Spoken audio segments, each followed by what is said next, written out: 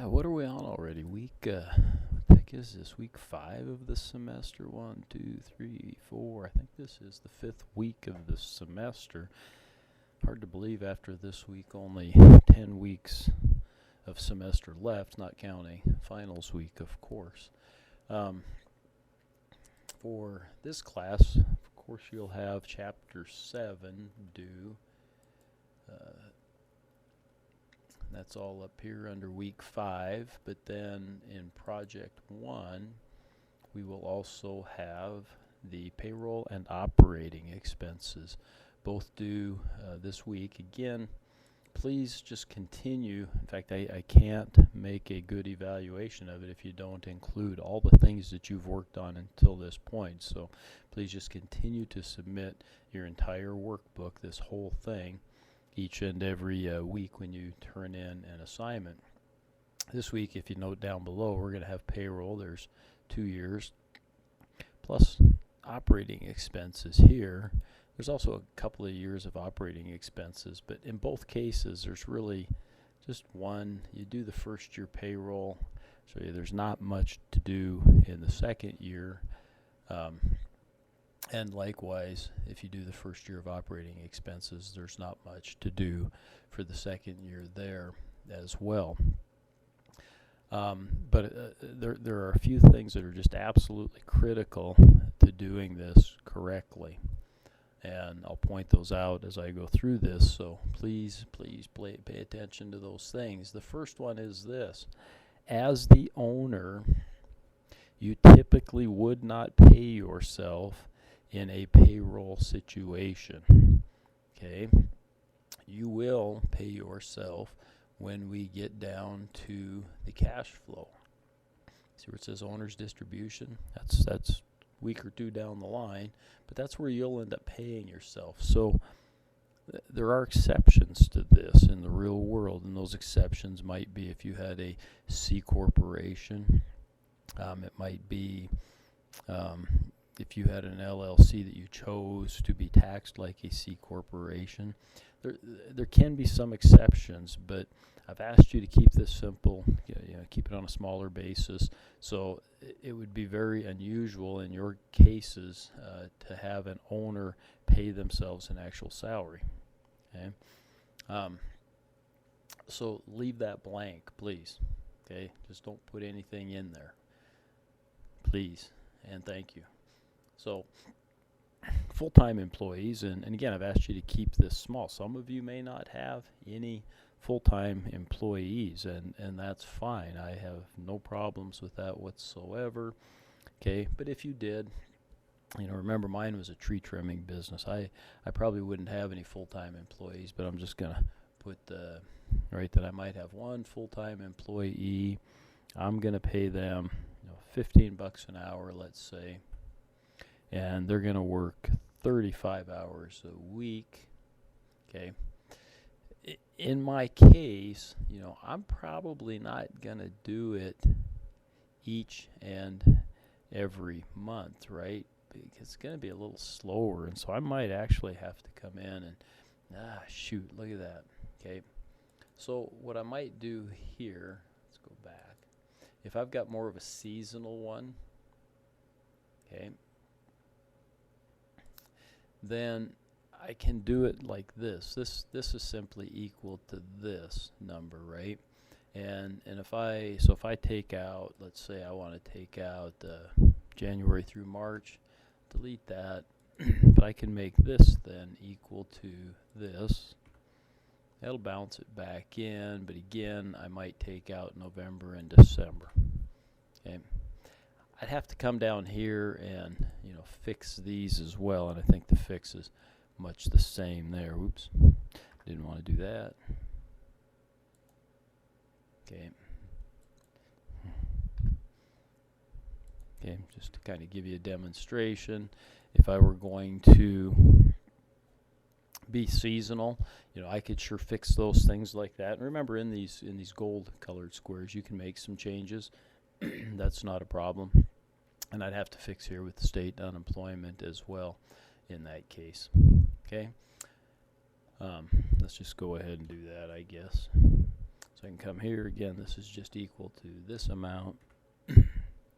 And then I can come here and delete that, and that takes care of that, right? So now I have a good seasonal pay. I'm going to pay somebody just for those, 7 months out of the year. Kind of makes sense, right? I might also have, let's just say, one part-time employee. Their average pay is just going to be somebody that does a few things. Maybe they're just going to work 10 hours a week. And if that were going to be seasonal, I'd need to make those changes there as well. Okay, and I can kind of decide whether or not I'm going to leave it up there that maybe this guy's going to be a full-time employee, right? And that's possible. Okay, it's possible, or not a full-time, but year-round employee is what I meant to say. I'm sorry about that. Okay, because he'll do some other things, some repair work and things like that in the winter. The other thing that this is all taken care of then for you down here, these numbers, at least on the first year payroll. But what's missing is this, okay, workers' compensation. And if we have employees, and by the way, I think you should all plug in that even if you got a small business that you kind of plan to run yourself, plug in one part-time employee, even if you only work them 5 or 10 hours a week, just because I want you to, again, see what these numbers, how they work, how they show up, what they do, what they'll do to your income statement, those types of things, how they flow through to all the other statements. So go ahead and do that. Then workers' comp. This is going to be, you need to come up with a number, and for this particular project, you can kind of make an estimate. That's fine, but make it an educated estimate. And what do I mean by that? If I'm in the tree trimming business truly, and I'm hiring somebody to work for me, my workers' comp is going to be very, very high, because that would be a dangerous occupation.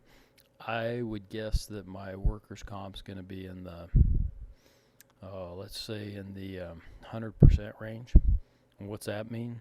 That means that my workers' comp, I'm going to have to pay as much as I pay in salary, okay, in workers' compensation insurance, okay? That may be a little high. I might knock that back to 75%, but truly that's what I would have to pay. Okay, it would be a huge amount.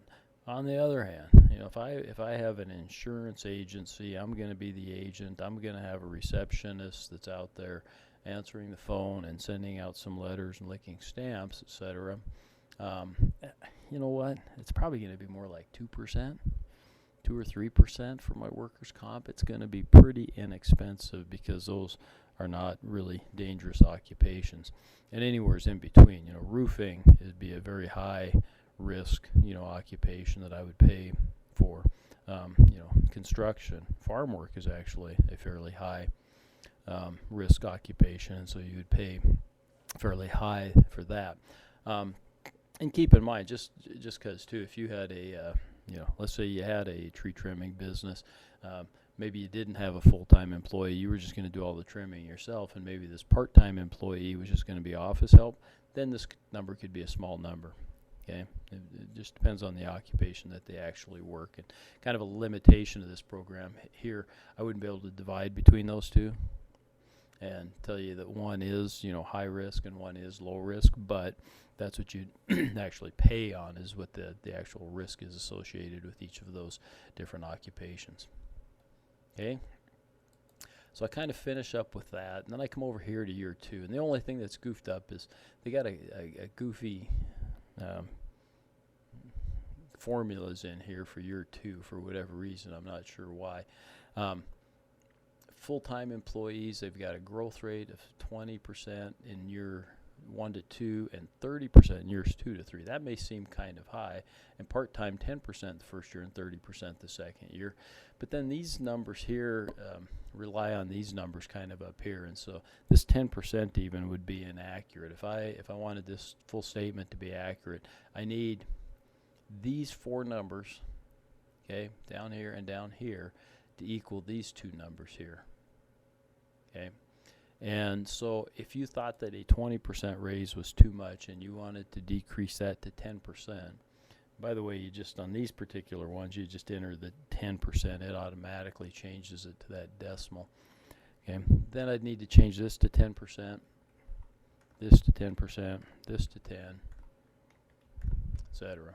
Okay, and I might want to do the same thing in year 3. And so I just got to make sure that really all of those cells have the same increase. Okay. Again, kind of another limitation here is it doesn't allow me to change my part-time pay any faster or any less fast than my full-time pay.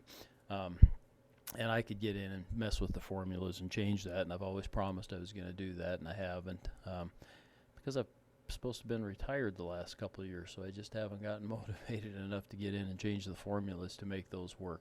But just be sure that these two, okay, match up with these 4. Okay, that's it for payroll. Okay, you're done with your payroll. The program will do all the rest of the work, right? So then let's go to operating expenses. And what's nice here on operating expenses, and for now we don't pay attention to this line of credit down here. You'll get a line of credit that it'll show up there because you don't have any sales calculated yet. Don't worry about that. Okay. But we do need to worry about what our expenses might be up here starting after we open. Remember, on our starting point we had some things, and I said these are just before you open, like your advertising, some of those. But now we've got real expenses here that we have to enter in, and they do a pretty good job of outlining the types of expenses over here that you might have.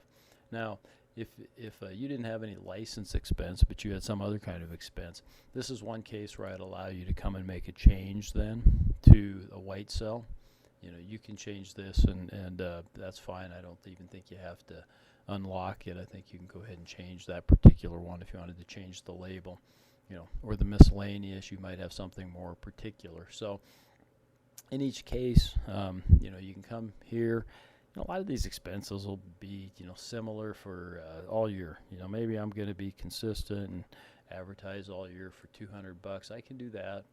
If I get that black cross to show up like that, I can left click and drag that amount, and there you go. Okay. My car and truck expenses, remember, I'm not going to be probably doing much January through March and November through December. So they might occur here, and I might have some, pretty good expenses there. So I might do that and then just drag that for those months. Okay. Commissions and fees, I'm probably not going to pay any of those, right? So not all of these are going to apply to you. Contract labor, maybe not, maybe. Insurance other than health. Well, here's one. Remember, at the starting point, we prepaid our insurance probably for the full year. What I'd like you to do here then, let's say my prepaid insurance was $2,000. I don't remember what I had on there. But what I want to do is come here to the operating expenses. And this is a case where I should come maybe to the end of the year. It's maybe going to go up a little bit, so I'm going to go $2,100 that I'm going to have to pay at the end of the year for my next year's. Okay, if I don't put anything in here, then it's not going to give me a good look in future years. Okay, so I do need to put something in there, and I'm not going to pay that monthly though. Okay, and that's important because that's a cash flow thing, right? Okay, legal and professional services. Well, come April, I might have to pay somebody to do my taxes, right? Licenses, I don't need any licenses. Office expense, just about everybody's going to have some office expense. You may not think that, but I'll be sending out bills. I'll need to buy some of those things, paper, ink for my computer. So I might have $25 a month in office expense. Certainly that probably wouldn't be this consistent throughout the year. But, that at least it gives me a look at it that maybe I'm going to have to spend $300 in a year. It makes sense.